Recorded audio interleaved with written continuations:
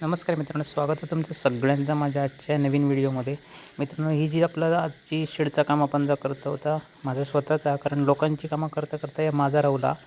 आणि आता शेतीचं काम माझं पूर्ण झाल्यानंतर मी ही शेड मारते, कारण मग इथे पाण्याची बाहेर टाकी ठेवायची आणि स्लॅब थोडासा ओलाला पाणी लागतं इथे, म्हणून हे आपण 20 फूट शेड मारतलो. म्हणजे 6 सिमेंट पत्रे टाकूचे आहेत आपण, 6 फुटाचे 20 फूट होतं. आता आपण हे आता पत्रे वरती घेतो. आपण इथून 6 पत्रे वरती घ्यायचे आहेत, 6 फुटी. आणि वरती आपण 2 बाजूक 2 पाईप उभे केले, 3 बाय 3चे स्क्वेअर पाईप. त्याच्यावरती एक आयबीमची सरी टाकली 18 फुटाची. अशा प्रकारे आपण आता इथे सिमेंट पत्रे वर चढवायचं काम करतो.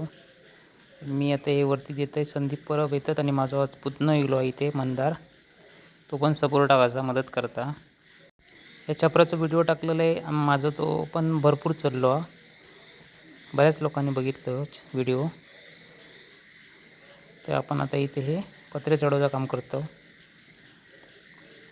हे बघा, इथे पत्रे ओढायचं काम माझं पुतणं मंदार करता आणि बरोबर संदीप परब असा. हे बघा, हे आपण इथे पत्रे घातले, तिथे 4 पत्रे घातले, अजून 2 पत्रे आपण घालूचे असे त्या शेडचे. इथे 6 फुटी पत्र्याक आपण 2च पर्लिंग दिले आहेत, तीर 3 दिले. आणि ते सी चॅनलचे तीर असतात इथे आणि पर्लिंग पण. आणि उभे केलेले पाईप 3 बाय 3चे असतात.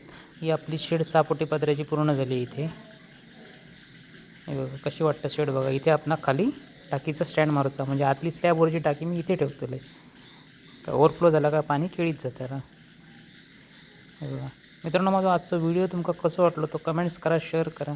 आणि जर माझा व्हिडिओ आवडला तर माझं चॅनल सबस्क्राईब करा. भेटूया पुन्हा एकदा अशाच प्रकारच्या नवीन व्हिडिओमध्ये.